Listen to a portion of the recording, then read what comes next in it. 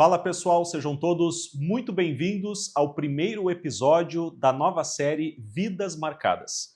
Uma nova playlist aqui do canal Conversa com Douglas Castro.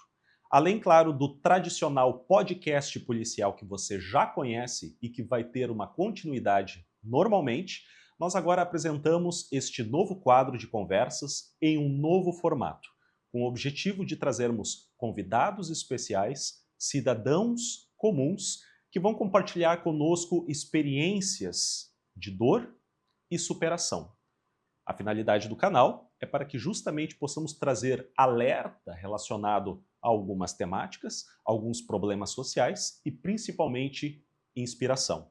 Meu nome é Douglas Castro e seja muito bem-vindo à playlist Vidas Marcadas. E hoje nós temos a grata satisfação de receber em nossos estúdios para uma conversa Juarez Boeira. Juarez, muito obrigado pela tua presença, seja bem-vindo. Obrigado, eu que agradeço, irmão, por poder levar isso à frente.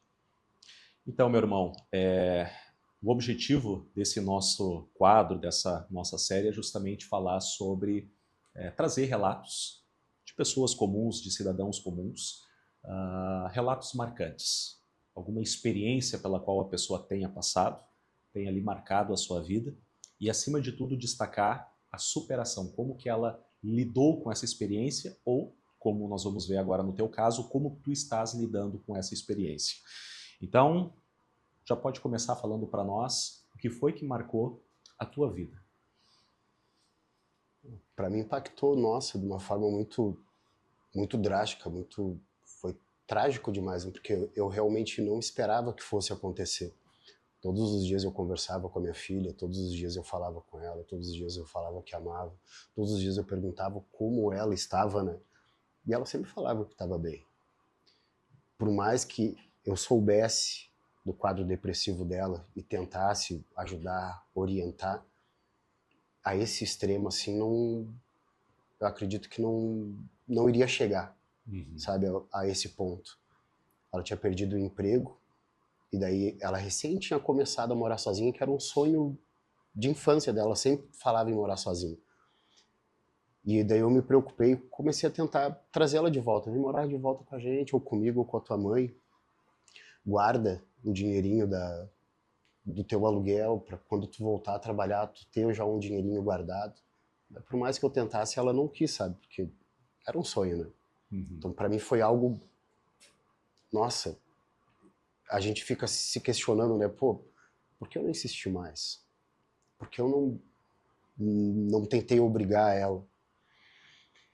Eu percebi que com a depressão, a parte dessa obrigar não funciona. É pior. A pessoa, tudo aquilo que tu tenta impor, a pessoa foge mais ainda. Sim. A pessoa se exclui mais ainda. Sim.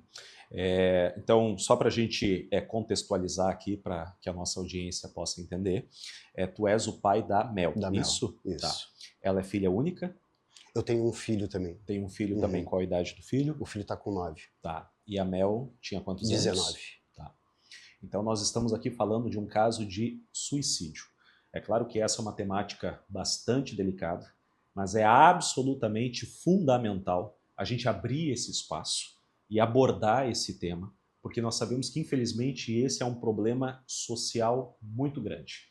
Nós sabemos também que, legalmente falando, existe uma série de diretrizes, principalmente no tocante à imprensa, à mídia tradicional, no sentido de abordar casos como esses ou ocorrências envolvendo casos de suicídio. Justamente pelo fato de que isso pode gerar certos gatilhos e servir de algum modo como incentivo. Nosso objetivo aqui, ao abordar um caso como esse, é justamente falar sobre um tema que é pouco falado.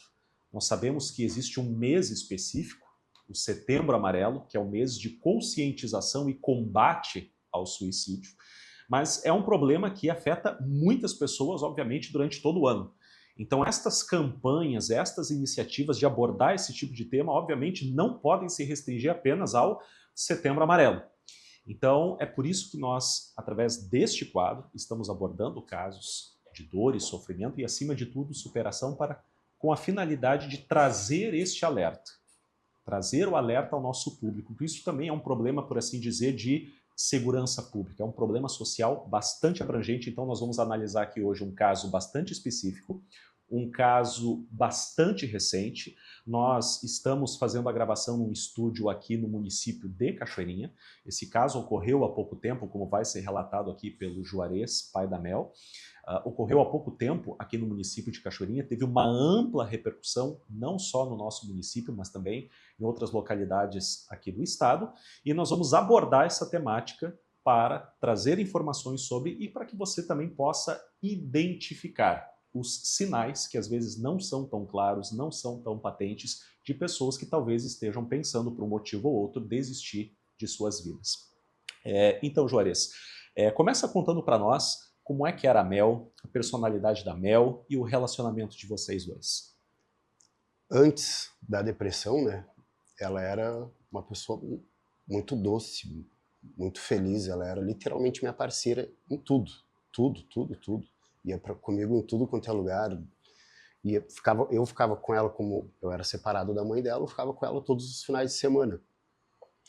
Agora, por último, logo que ela começou com a depressão, a gente teve uma parte que ela começou a ir para academia comigo. Frequentava, estava feliz, mudando o corpo, fazendo dieta com nutricionista. Daí veio a pandemia. A pandemia deu uma derrubada mesmo, sabe? Que parece que pós a pandemia, assim, ela mudou muito a personalidade dela com nós, comigo e com a mãe dela. Porque todo mundo que era amigo dela fala a mesma coisa. Ela era exatamente como eu sempre descrevi, sabe? Uma pessoa doce, uma pessoa de uma luz única, bondosa, um senso de justiça. Ela, tudo que era injusto, ela ficava louca, assim, sabe? Ela ficava possuída, sabe? Isso foi mudando. Cada vez que a gente contestava as coisas que nós, pais, sabemos que vem agravar um quadro depressivo, ela ficava, digamos, braba, sabe? Ela passou a começar a reclamar de pequenas coisas. Quando ela estava reclamando de tudo, sempre falando alguma coisa da mãe dela, e eu daí tentava contestar. Não, minha filha, para com isso. Tudo aquilo que a gente fala vai dando poder sobre nós, a gente vai alimentando cada vez mais dentro de nós. Foi uma batalha silenciosa, sabe? Porque a gente não enxerga com total clareza, né, o que está realmente acontecendo dentro da pessoa. Tanto que, como eu te falei, eu não esperava que fosse acontecer, mas chegou ao ponto de acontecer. E como eu tinha te colocado, ela perdeu o trabalho. Tentamos trazer ela de volta. Não teve como, ela não quis. Ela seguiu morando sozinha. E ficar sozinha é complicado. Ela ficou sem uma rotina. Eu tentava, todo dia eu falava para ela, tá aí, começou a academia? Tá, o pai te paga pensão, que nem quando tu era de menor, para te criar um bom hábito. Escolhe alguma coisa, vai fazendo e o pai vai pagando para te ter uma rotina. Daí, às vezes ela acordava meio-dia, às vezes 1h da tarde. Meu, filha, tu tem que ter uma rotina. Sabe, quase todos os dias eu tocava no assunto para ela ter uma rotina, né? Algo que fizesse ela contornar a depressão. E ela era muito apaixonadinha por um rapaz. E daí, um dia antes, ela foi para uma festa, viu o rapaz ficando com uma outra menina. Não estou colocando a culpa em ninguém, porque como ela colocou na carta, a culpa não é de ninguém. Não existe culpados.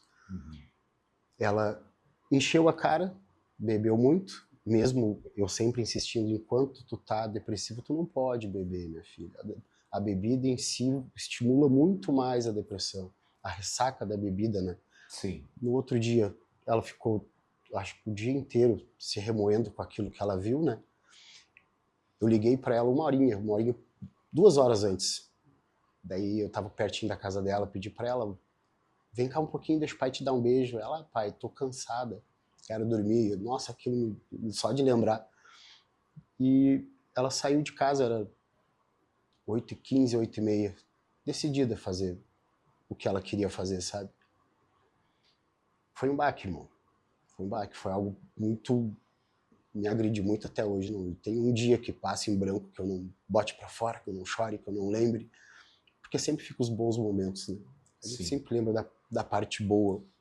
Por mais que ela não estivesse bem, por mais que ela, às vezes, contextuasse aquilo que nós falava para ela, a gente sabe que não era através dela, era através desse mal, desse veneno que estava dentro dela, né? Porque a essência dela continuava a mesma. Ela continuava bondosa, ela continuava amorosa, sabe, ela era um amor. Ela só simplesmente começou a se afastar de mim, da mãe dela, dos amigos que contextuavam também, no caso, a relação dela. A gente não enxerga. Não tem como a gente prever, né? A gente enxerga o exterior acreditando que o interior tá como tá o exterior, mas não. A nossa vida, infelizmente, é vivida com aquilo que a gente está alimentando dentro de nós. Só que ninguém enxerga o que está dentro um do outro. Isso dói. Nem todos expressam a sua condição interior, né? Exatamente. Às vezes a pessoa que está sorrindo do teu lado, ela está passando por um momento muito difícil na vida dela. Talvez pensando em tirar a própria vida, mas quem está fora não está enxergando aquilo ali. Está enxergando o sorriso que está no rosto. É uma forma que a própria pessoa tem de mascarar ali a sua real intenção, a sua real condição num primeiro momento, e posteriormente também a sua real intenção. Faz quanto tempo desde o ocorrido? Foi dia 2 de dezembro. Pouco mais de um mês, isso, então. pouco mais de um mês e meio. Bom, então a Mel tinha um excelente relacionamento com os pais. Agora, por último, não pelo quadro Sim. depressivo, né? Antes, então, da pandemia, Sim. que foi o momento ali, a partir da pandemia, que começaram a observar essa... Desculpa cortar, sempre foi entregue muito amor. Como sempre tentamos cercar ela, né? Sim. Mas, devido ao quadro, a gente não enxerga o que realmente deve enxergar. A gente busca aquilo que não nos faz bem, né? Sim. Então tinha um bom relacionamento com os pais, anos antes dela finalmente entrar ali num quadro depressivo. Uma coisa que eu achei muito interessante que tu falou é que também, como pai, tu estimulava a tua filha a ter os chamados hábitos saudáveis. Um bom hábito leva a outro, né? Sim, então fazer dieta, ir para academia, enfim, pegar um sol de vez em quando, fazer uma caminhada, uma corrida, a gente sabe o efeito pelo fato da natureza mesma do ser humano, né? Somos psicossomáticos, né? Então, Exato. O corpo sente o que a mente ou a alma sente e vice-versa, né? O que está ocorrendo com a mente e a alma também acaba refletindo no corpo. Então, tu sempre estimulou a tua filha a isso, mas a partir de um determinado momento, vocês começaram a reparar um comportamento. Então, fazendo uma lista desse comportamento que chama atenção e que deve acender na mente aí de muitos este sinal de alerta, né? Um sinal amarelo seria o quê? Uma pessoa que é comunicativa, de repente começa a falar menos, se isola, enfim, se o senhor puder destacar esses pontos que chamaram a atenção. Normalmente eu também tive depressão e o meu quadro foi muito parecido com o dela. Reclamava de tudo aquilo que é bom, a gente acaba buscando o lado ruim, ao invés de exaltar ainda mais o que é bom, né? Buscam alguma coisa ruim para conseguir contextuar e reclamar daquilo. Falar mal, em vez de a gente estar falando mal das pessoas que estão sempre ajudando, sempre, né, nos estendendo a mão, ou estão tentando abrir os nossos olhos para que a gente enxergue as coisas como realmente são, mas a gente quer enxergar como a gente está vivendo dentro da gente, né? É complicado, irmão. Eu não sei te explicar exatamente todos os... Mas eu acredito que seja tudo aquilo que é ruim em evidência, sabe? Principalmente a parte do reclamar e do falar mal. Eu acho que é algo que nenhum de nós está aqui para viver isso. Como diz a própria Bíblia, né? O que a gente fala, a gente vive, a gente come do fruto que a gente fala, a gente dá mais poder ainda para aquilo que a gente fala e vai alimentando dentro de si. Eu acredito que esse foi o início de tudo, assim, onde a gente começou a perceber que era algo grave, algo a mais, sabe? Teve vou falar um episódio esporádico que, quando teve as enchentes, eu tive uns amigos que foram lá pro interior. E daí limpando casa e ajudando, eu mostrei o vídeo para ela e ela olhou assim, tá postando para se aparecer. Eu falei, como assim, minha filha? Tu não tá vendo o que tá realmente acontecendo? Pô, ele gastou o dinheiro dele para ir até lá, tá ajudando, e tu tá enxergando que ele quer se aparecer. Daí, ali foi a primeira vez assim, que eu enxerguei com muita clareza que algo tava muito ruim, muito envenenando dentro, sabe? Não era a filha que tu conhecia até então. Exato. Porque ela sempre teve o senso de justiça. de querer ajudar. Então, ver ela contestando ou buscando algo ruim em algo que nitidamente era algo muito bom, aquilo já me trouxe uma pulga atrás da orelha. Já me deixou mais preocupado do que já estava. Então ela passou a ter, digamos assim, uma visão negativa da realidade, uma visão negativa da vida. Exato. E ela obviamente expressava isso através de palavras, uma visão crítica até mesmo de uma ação que, era como boa. A gente pôde acompanhar nas enchentes, foi preponderante, né? Os cidadãos ajudando outros cidadãos, uma vez que o Estado não conseguia dar conta, nem tinha estrutura para isso. Então ela até, uma coisa tão evidente quanto essa, acabou vendo como algo negativo. E como é que foi os dias anteriores, até o senhor poder relatar aí a ocorrência em si? Como é que deu desde o desaparecimento até o descobrimento do fato? Antes do ocorrido, ela estava se excluindo bastante mesmo. Eu buscava ela todos os sábados para ela ir lá para casa. Ela não foi naquele final de semana. Um final de semana antes, no domingo antes, eu ligava, tentava falar com ela e nada. Daí, finzinho de tarde ali, eu, atucanado já com aquilo, fui na casa dela. Daí cheguei na frente assim, tava na frente do condomínio, tinha um rapaz, deu, amigo, pode dar uma olhada ali pra mim, por favor, ver se a Mel tá ali. Ele foi lá chamar ela, ela veio. Cara, aquilo me deu um alívio tão grande, porque eu comecei a chorar na mesma hora que eu vi ela. Como, né, pô, ela tá bem. E ela ria, começou a rir, daí eu, pô, minha filha, o pai tá preocupado contigo. Sabe, eu abracei ela assim, beijava. E daí depois, no decorrer da semana, como eu te falei, né, todos os dias eu ligava, conversava com ela sempre falando que estava bem.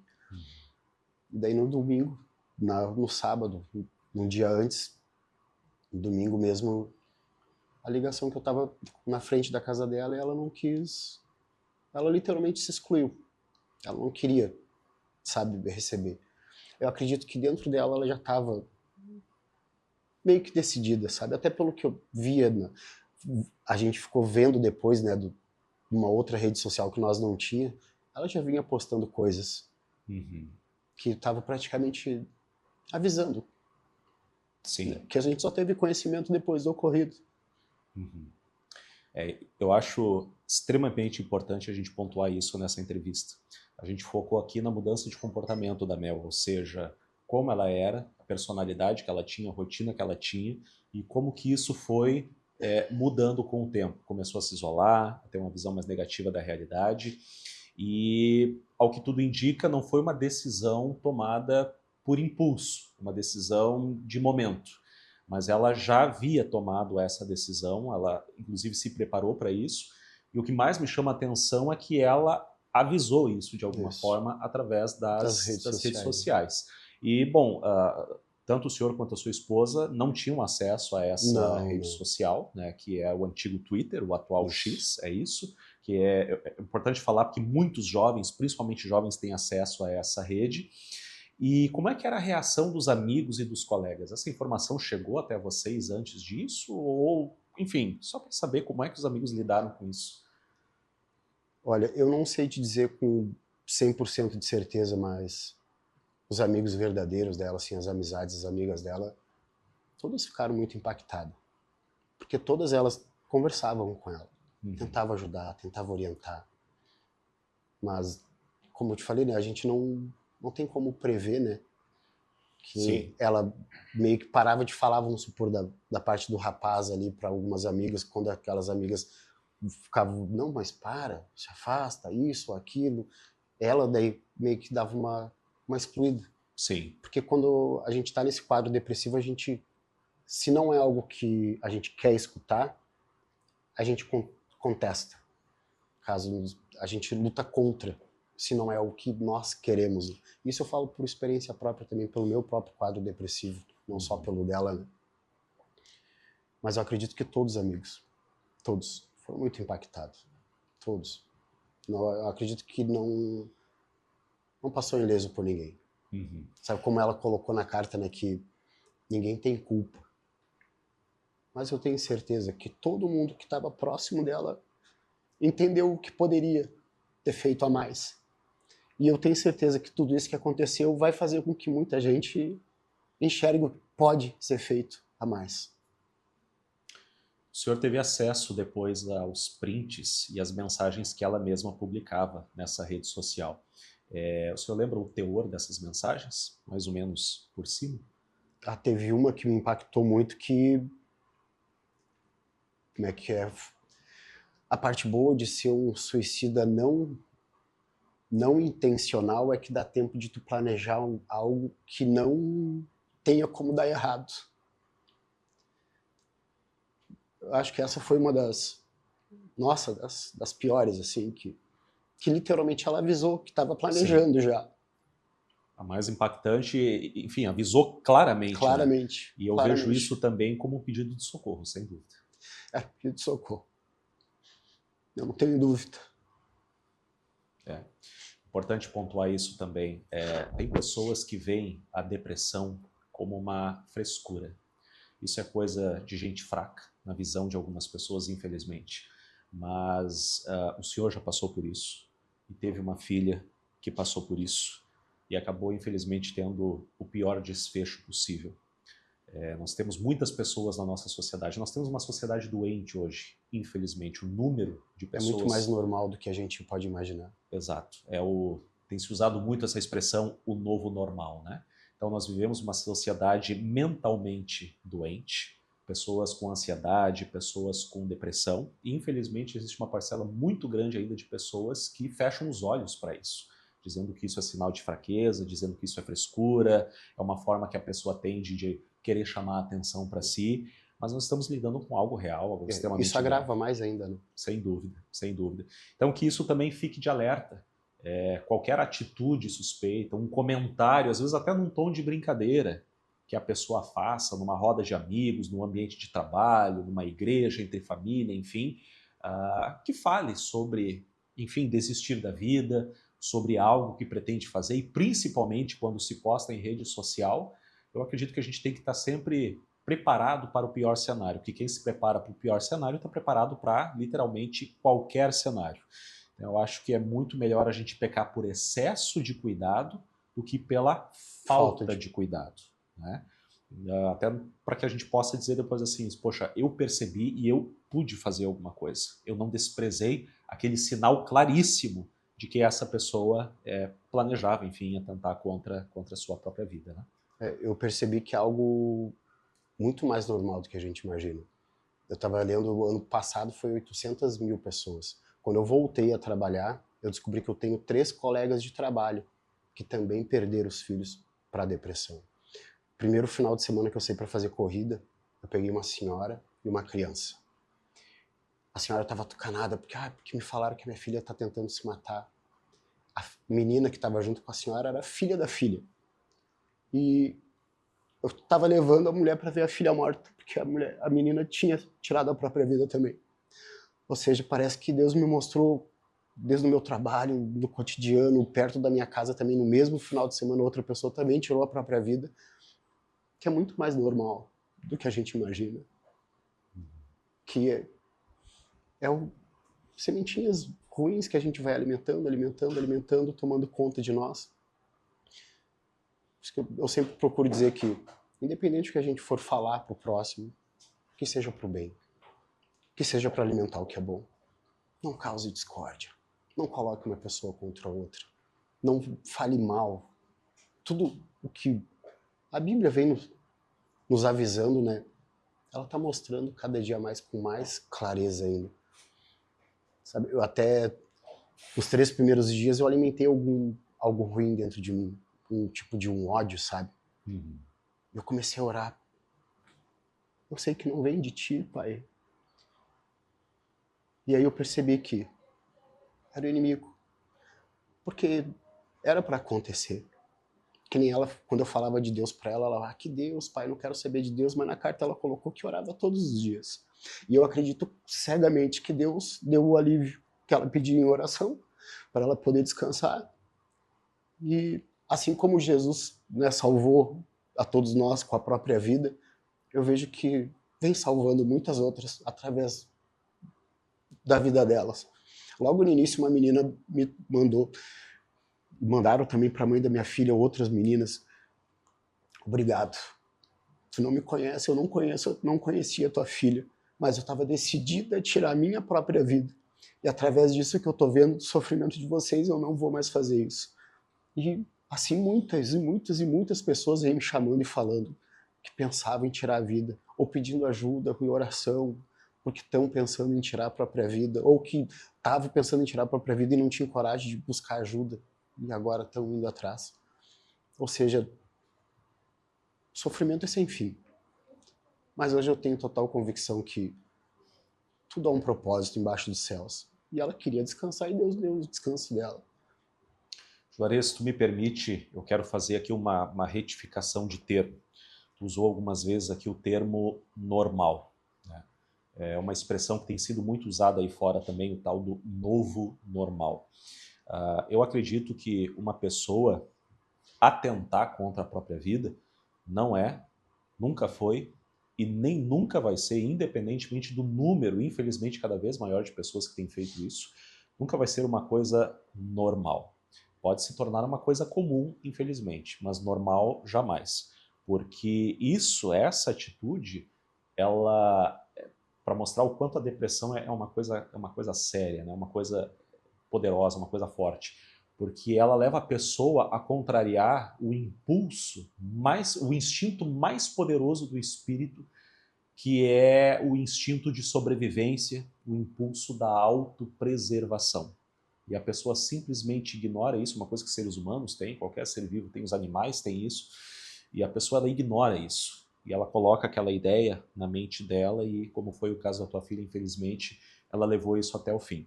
Agora, focando então no relato. Como é que foi o dia? Quanto tempo durou? Desde o desaparecimento até o descobrimento do fato. Eu fiquei sabendo a 1h de domingo que ela tinha desaparecido. E daí soube da carta, né? E aí começou as buscas.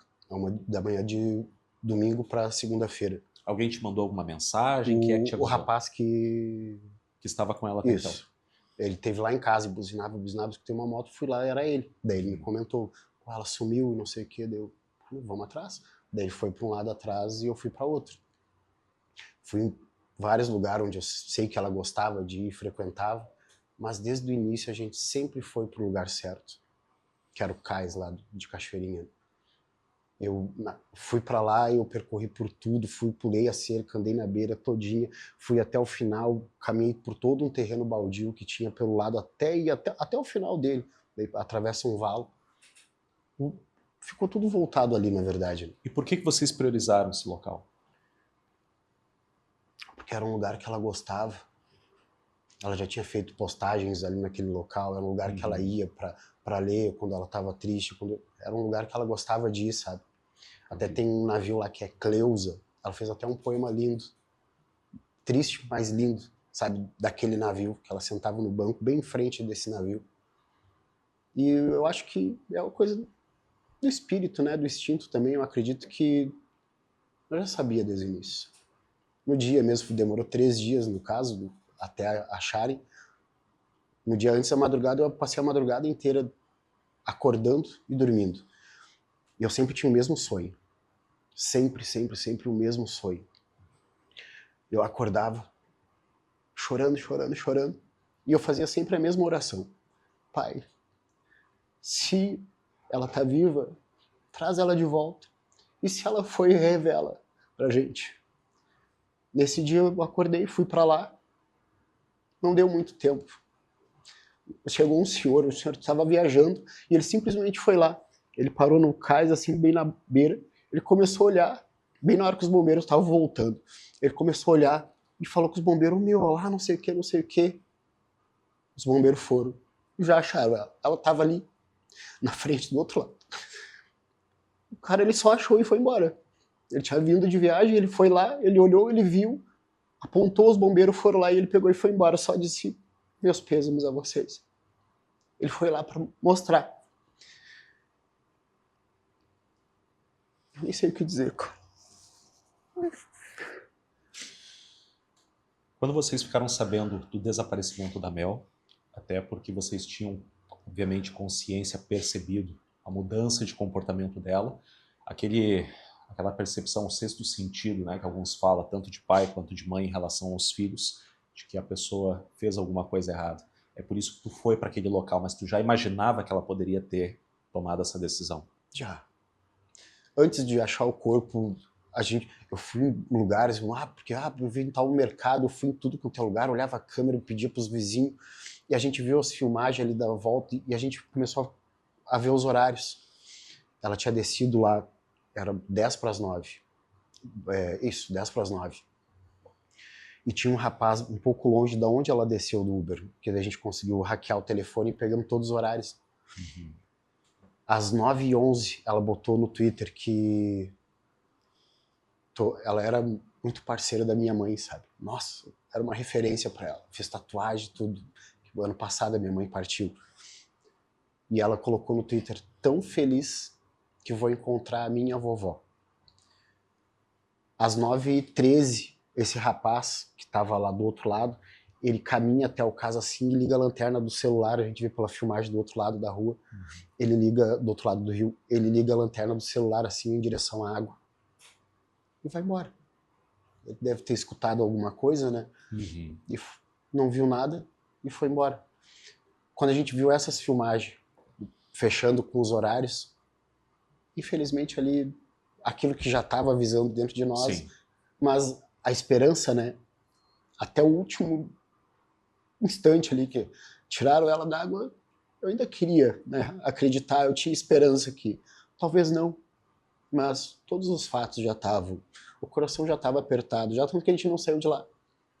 Eu saí para ir nos lugares onde falaram que talvez ela tivesse, mas a mãe dela ficou ali naquele lugar do primeiro dia até o último. E durante esse período das buscas, teve mais pessoas envolvidas nas buscas, né? Teve. Em relação aos agentes de segurança, tu mencionaste aí os bombeiros, vocês Nossa. comunicaram os bombeiros? Como é que foi o suporte dos bombeiros? Os bombeiros, quando a gente falou, eles foram para lá e eles ficavam o dia inteiro. O dia inteiro, de manhã cedo ali, 7h pouco da manhã, até 6h pouco da tarde, todos os dias. Até o dia que encontraram, né? Uhum. Eles chegavam aí de 2 barcos. O rapaz do outro lado também, ali do negócio de areia lá, emprestou um barco também. Você tinha 3 barcos para cima e para baixo.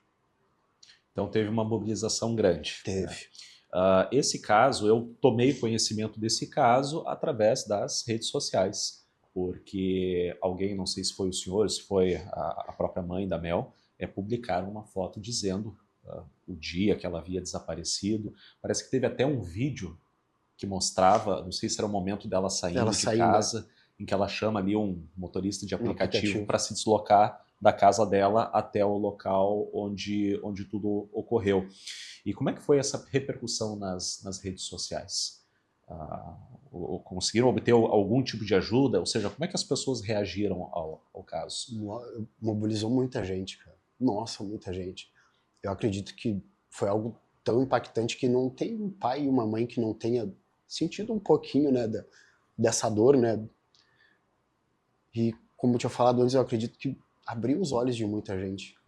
Muita gente, muita gente. Nossa, a quantidade de gente que comentou, que orou, e eu até sou muito grato a todas essas pessoas. Os bombeiros, porque, nossa, o que eles fizeram, o que todas essas pessoas que compartilhavam, tudo que a gente colocava, as pessoas iam compartilhavam, mobilizou muita gente.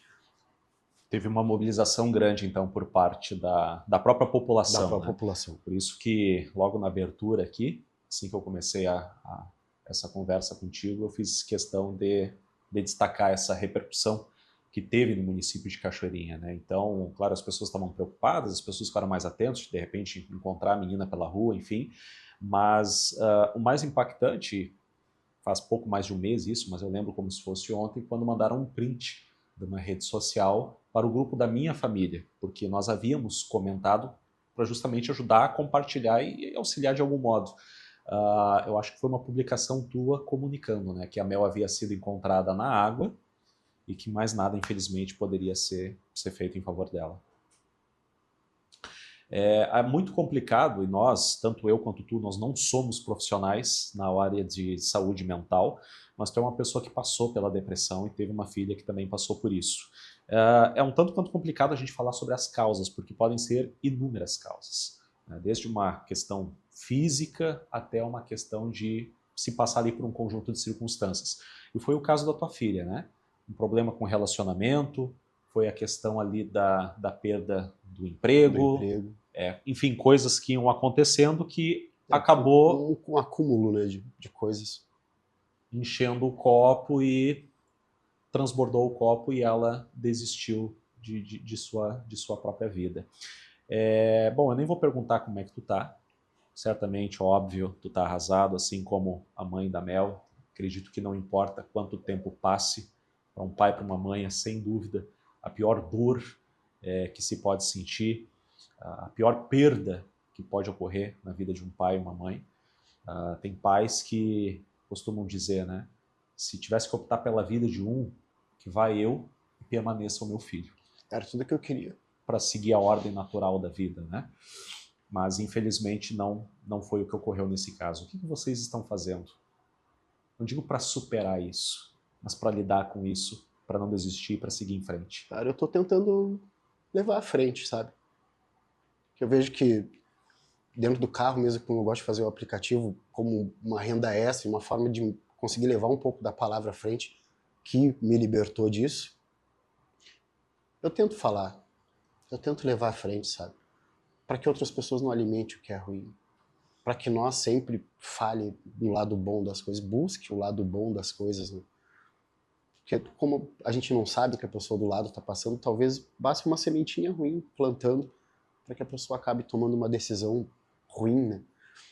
Nem eu sempre falo que o inimigo faz com que a gente duvide da paz sempre com discórdia, duvide do amor sempre com maldade, para que nós cultive dentro de si mesmo, nos autodestruir. E quando a gente está destruído dentro, a gente passa a tentar destruir tudo do lado de fora. Ou pior, vai só se destruindo até o ponto de tomar uma decisão como essa, né, de tirar a própria vida, de não enxergar tudo que tem de bom na própria vida, sabe? Que ela tinha muita coisa boa, cara. Ela tinha amigos que amavam ela. Eu e a mãe dela amavam ela. A família toda. Nossa, minha avó. Minha avózinha todos os dias perguntava por ela. Sabe, todos os dias. A Mel, ela deixou uma carta, certo? Deixou. Tu pode ler essa carta? Posso, tá no Pode ler? telefone.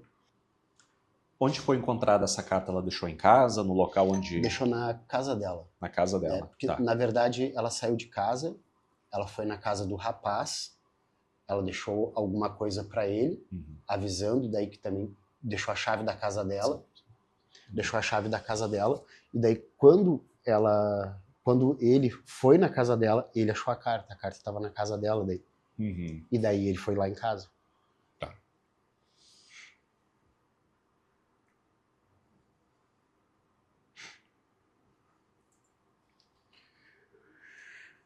Queria começar dizendo que ninguém tem culpa. Eu amo todos vocês e sou eternamente grata por tudo. Queria agradecer um por um, mas tenho medo de esquecer alguém. KKK.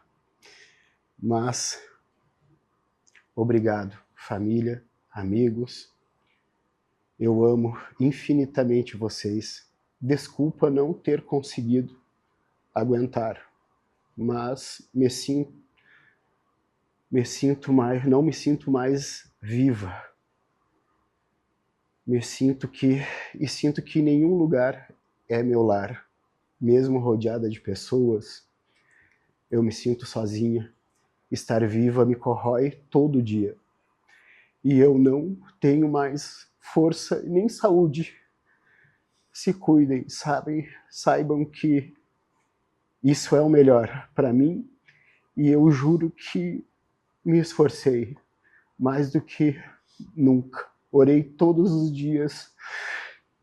Eu não consigo. Desculpa. Ela começou essa carta deixando muito claro que ninguém era culpado. Foi esse o modo que ela começou a carta dela. Às vezes é natural, quando uma pessoa próxima a nós, principalmente se for um filho, depois de tomar uma decisão como essa e fazer o que ela fez, é até natural que a gente pense, será que eu fiz tudo o que poderia ter feito? E a pessoa gerar um sentimento de culpa, de algum modo se sentir responsável ou até mesmo irresponsável por de repente não ter percebido ou não ter feito mais, enfim. Mas ela começou dizendo, ninguém tem culpa. Tu teria feito alguma coisa diferente? Teria. Teria insistido no dia que eu tive lá. Eu teria tentado fazer uma coisa que eu já tinha decidido que não ia mais tentar, que era obrigar ela a ter uma rotina, algo do tipo. Como eu te falei, eu queria pagar para que ela fizesse, mas se eu soubesse, eu teria tentado obrigar. Teria tentado agir mais. Eu sei que era para acontecer, ia acontecer, mas eu teria tentado. Se eu tivesse como prever, eu teria tentado. Teria tentado mais. Quando ela colocou, né, que ninguém tem culpa. Mas eu sei que cada pessoa que tinha o convívio com ela, quem viu as redes sociais, todos nós sabemos aonde a gente poderia talvez ter feito um pouco mais. Mas como ela colocou, ninguém tem culpa. Como eu te falei, eu estava alimentando um sentimento ruim dentro de mim. Mas não tem culpa. Nós, obviamente, estamos falando muito sobre o caso da Mel aqui, mas em alguns momentos tu fez referência, tu falou na primeira pessoa porque tu passou pela experiência da depressão e também chegou a ter pensamentos suicidas, né? No sentido de desistir da tua própria vida. Eu estava decidido, na verdade.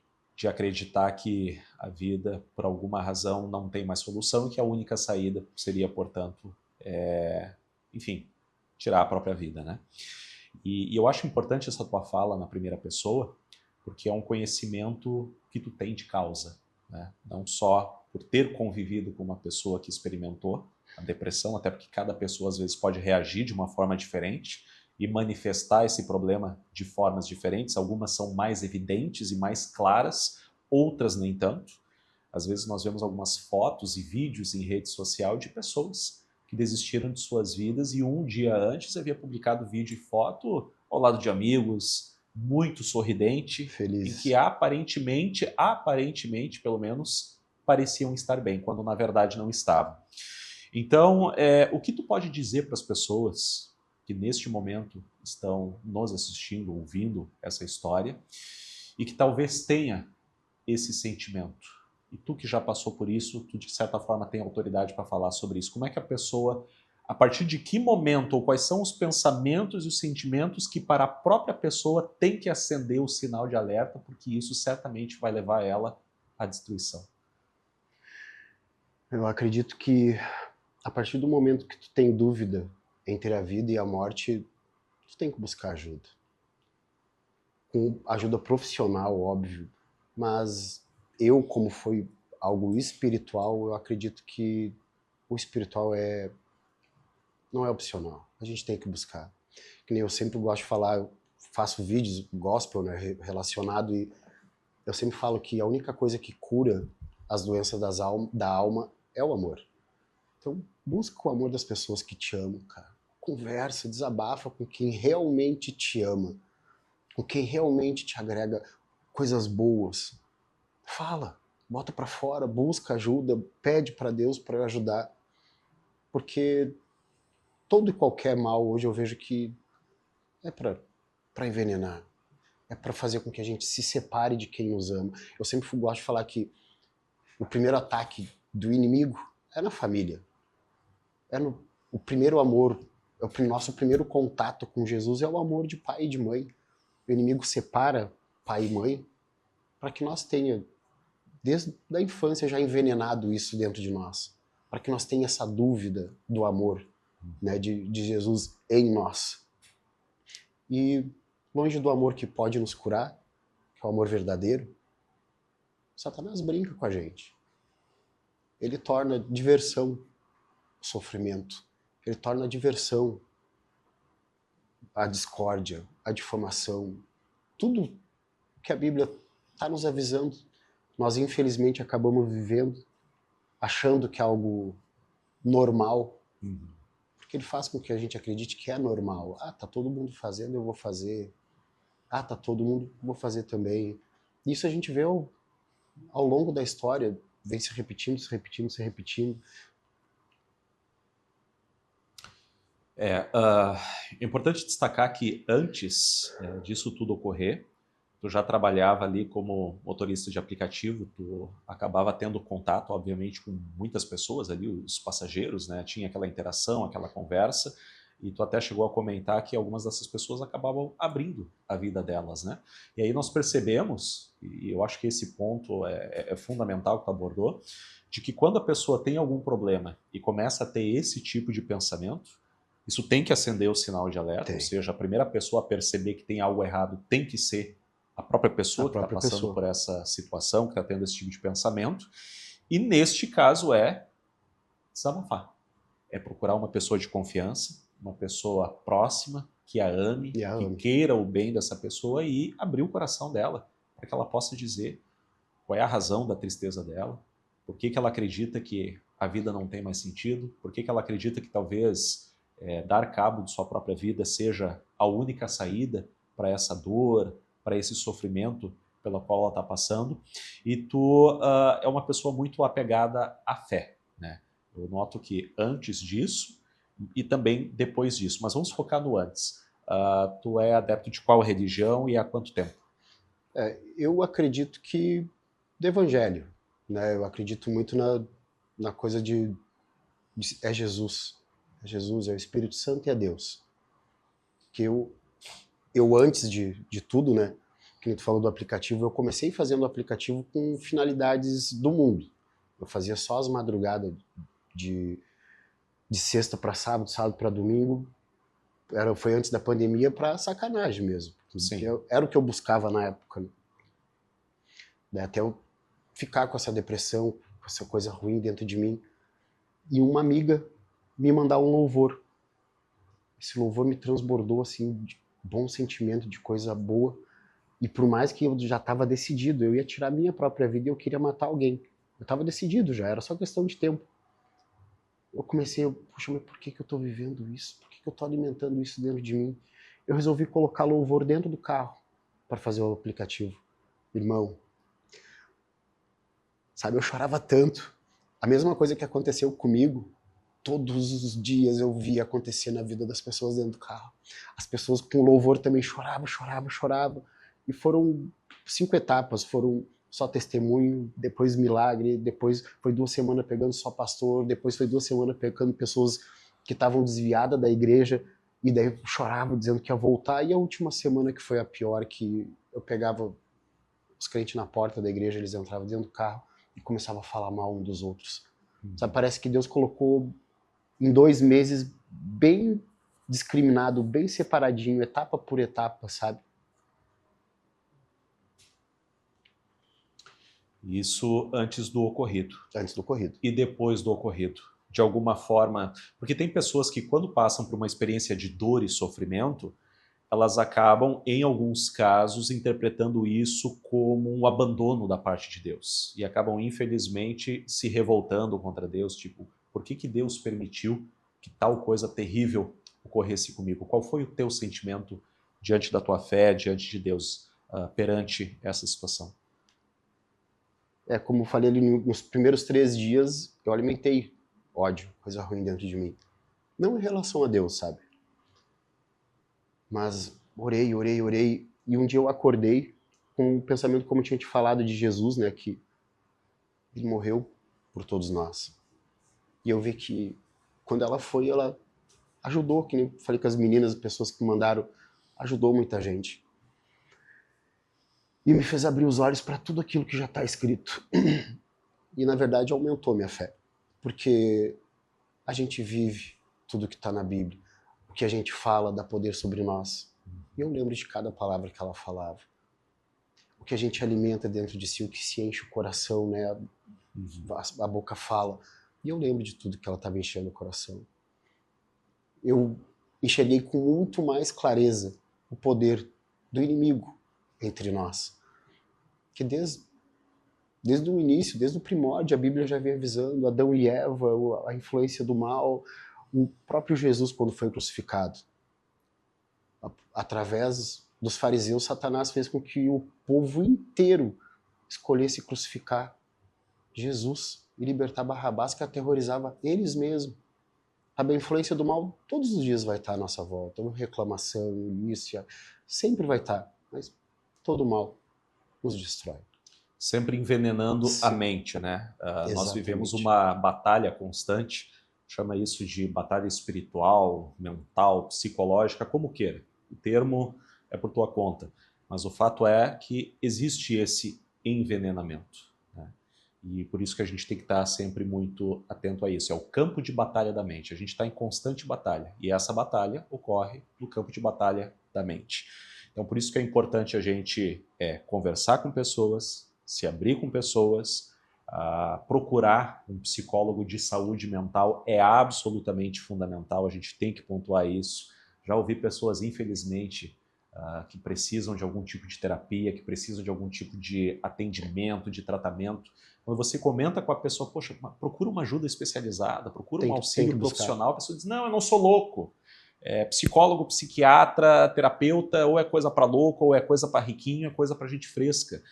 E isso pode fazer toda a diferença na vida de alguém. Então, que a gente venha abrir mão desse preconceito tosco, idiota, totalmente sem fundamento, e que a gente perceba a realidade dos fatos, de que a depressão é sim uma doença, é, sem dúvida, infelizmente, a doença do século. Isso é atestado pela OMS, pelos todos os órgãos internacionais, inclusive órgãos brasileiros de saúde mental, têm alertado muito sobre isso.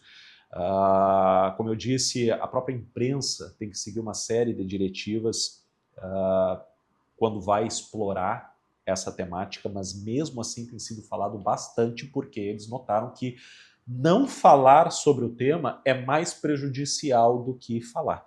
Então tem que sim se alertar, tem que sim fazer as campanhas.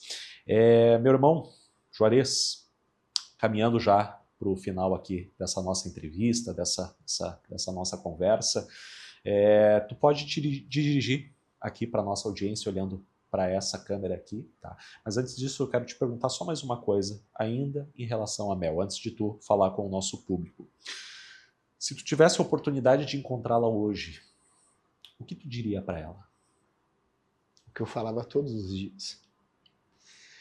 Só abraçar e falar, eu te amo, minha filha. Porque às vezes eu largava ela em casa e já ligava para ela. Já tô com saudade. Quase sempre. Só isso. Que nem no dia mesmo que eu fiquei ligando, e tive lá. Eu abracei ela assim, beijava, sabe? Dá muitos beijos assim, seguido. Eu fazia exatamente isso. Eu irritava ela, sabe? Mas eu ia fazer.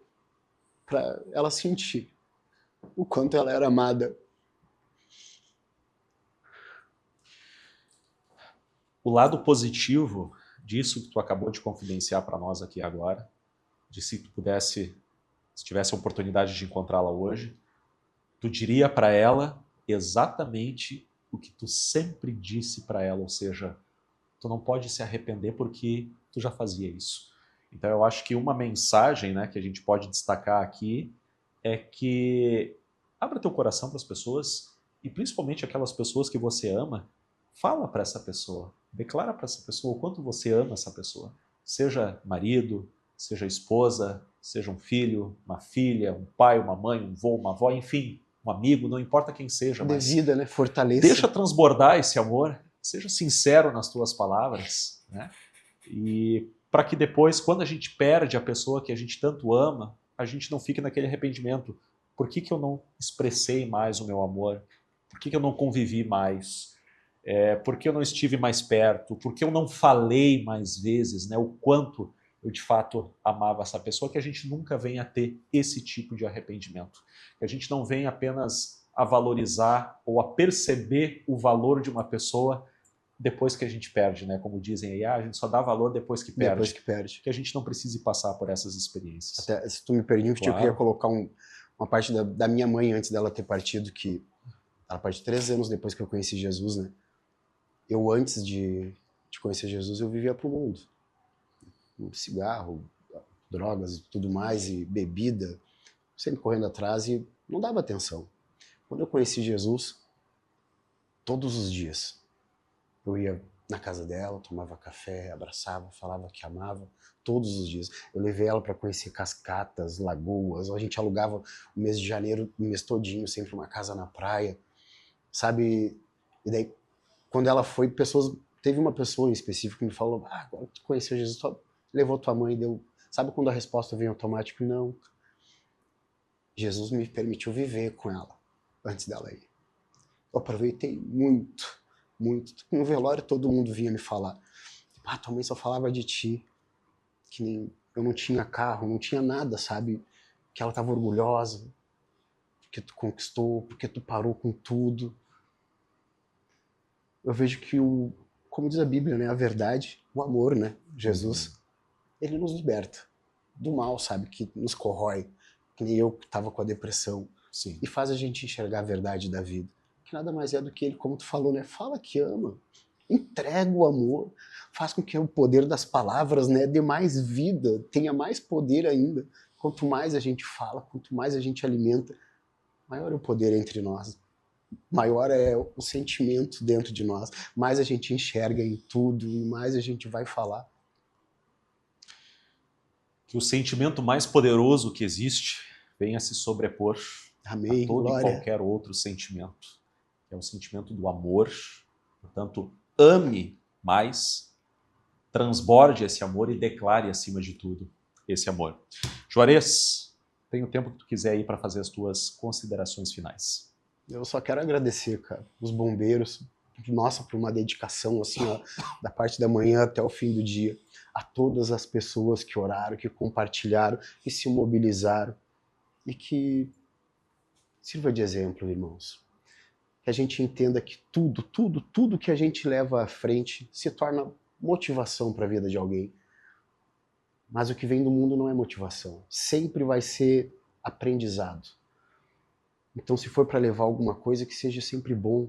Se for para buscar o lado de alguma coisa, enxerga o lado bom. Mas é ruim, tem algum propósito. Tudo tem algum propósito. E hoje eu acredito que todo propósito é ajudar alguém. Todo propósito é libertar outras almas, é fazer com que outras pessoas vivam o que é bom. Não sabemos o que o irmão do lado está vivendo. Talvez aquela, mas fulano faz, mas fulano... É exatamente o que ele precisava para ter uma decisão errada na própria vida. Então, seja mais aos outros e não do que os outros, né? Sejamos Jesus entre nós. Cura com paz e com amor. Entregue para que seja aquilo que tu planta, para que a gente possa colher de dentro para fora. Juarez, me faltam palavras para te agradecer por gentilmente topar o convite, não para simplesmente participar aqui de uma entrevista ou conceder uma entrevista, enfim, participar dessa conversa, mas por compartilhar conosco uma dor, um sofrimento. Como eu disse, a pior experiência que um pai e uma mãe pode ter na vida é a perda de um filho, especialmente perder desta forma. E mesmo assim, mesmo fazendo pouquíssimo tempo do ocorrido, eu acabei entrando em contato contigo, sentindo o coração de entrar em contato contigo, expressando ali os meus sentimentos, os meus pêsames, até também para saber como é que tu estavas. E ali a gente já estabeleceu logo de pronto uma conexão. Nós compartilhamos, graças a Deus, a mesma fé. Amém. Né? Glória. Tu é um cristão, eu também sou. E da mesma forma, tu tens te apegado a essa mesma fé, tanto antes quanto depois do ocorrido. Uma situação como essa, ela acaba servindo como um divisor de águas. É não apenas um fato marcante na vida de qualquer pessoa, mas pode servir como um divisor de águas. Eu costumo dizer que o sofrimento, ele tem o potencial de gerar um duplo sentimento ou uma dupla reação na pessoa. Ou o sofrimento quebranta o coração da pessoa, ou o sofrimento endurece o coração da pessoa. Ou melhor dizendo, te alimenta, né? O sofrimento por si só não pode fazer nada. A grande questão é como você vai reagir diante do sofrimento. Pode ser que nós tenhamos pessoas aqui que nunca passaram por uma situação terrível, de sofrimento extremo, mas nós sabemos que a vida humana ela é totalmente aberta a uma série de possibilidades. Essas possibilidades, infelizmente, na sua maioria, são possibilidades ruins, uma doença, a perda de um ente querido, enfim, uma série de problemas que nós podemos ter no decorrer da vida, que nos trazem esse desconforto, que nos trazem esse sofrimento, essa insatisfação, e a grande pergunta é: como eu vou reagir à adversidade? E eu acredito, irmão, que tu tens dado um verdadeiro exemplo positivo sobre como que uma pessoa pode, ao se defrontar com uma adversidade tão terrível quanto essa, de como permanecer firme diante da adversidade.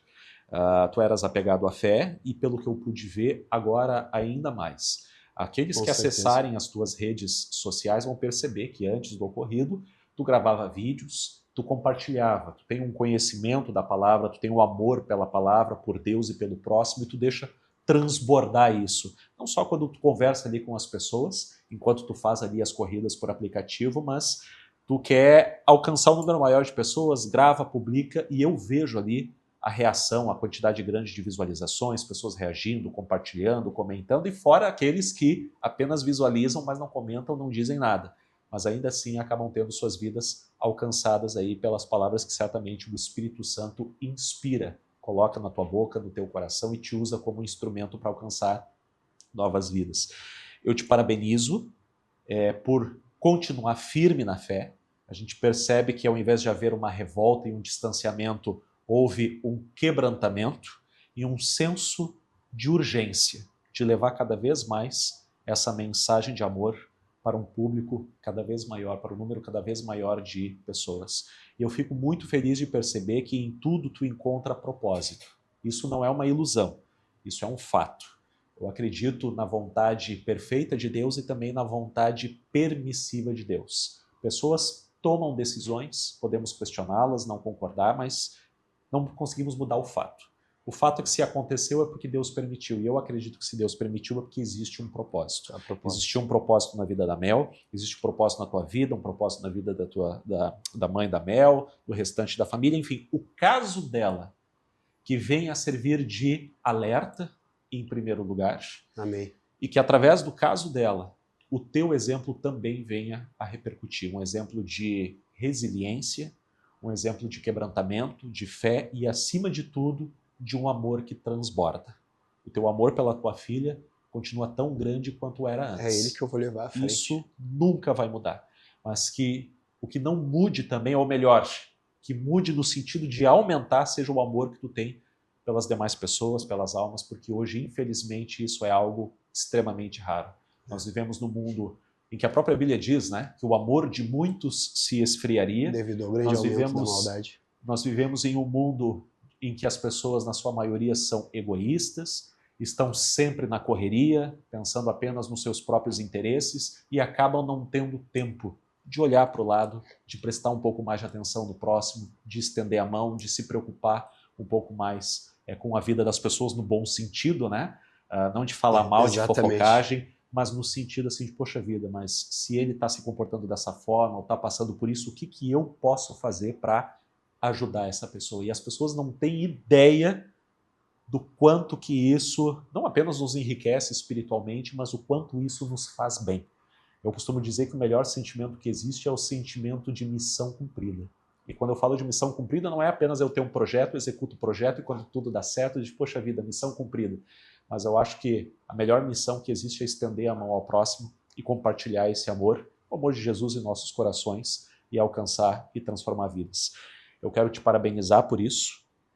Saiba que o teu nome vai estar nas minhas orações. Obrigado. Continuo intercedendo pela tua vida. Continua firme, meu irmão, nesse teu propósito de alcançar outras vidas, de gravar esses vídeos, porque certamente essa mensagem é de Deus e ela vai muito, muito longe, impactando vidas e, por que não dizer, salvando vidas, que talvez nesse momento estejam assistindo, talvez você caiu aqui por acaso, clicou nesse vídeo, começou a ouvir esse relato pesado, difícil de digerir, mas tudo isso a propósito. Existe um tempo. Se você está pensando em desistir da sua própria vida, saiba que o suicídio não é a saída. O que você deve fazer é abra o seu coração com pessoas próximas a você, pessoas que você confia, pessoas que você ama, busque ajuda de familiares, de profissionais, mas não desista do bem mais valioso que é a sua própria vida. Meu irmão, mais uma vez, muito obrigado pela tua presença, pela oportunidade de levar o nosso Pai à frente para que outras almas sejam libertas, que todos nós entendam, né, que o deserto é lugar de aprendizado, é lugar para a gente se fortalecer. Todos nós vamos atravessar o deserto em algum momento, né? Mas é onde o inimigo também mais vai atacar, assim como foi com Jesus, que todos nós façam como Jesus. Sempre que o mal vir ao nosso ouvido, se afasta de mim, Satanás. Perfeito. Esse é o nosso maior exemplo e essa é, portanto, aqui a maior mensagem dessa nossa entrevista. Mais uma vez, muito obrigado pela tua participação e fica na paz. A paz do Senhor para todos nós. Amém. Quanto a você, muito obrigado pela tua audiência até aqui e até a próxima conversa com Douglas Castro, se Deus quiser.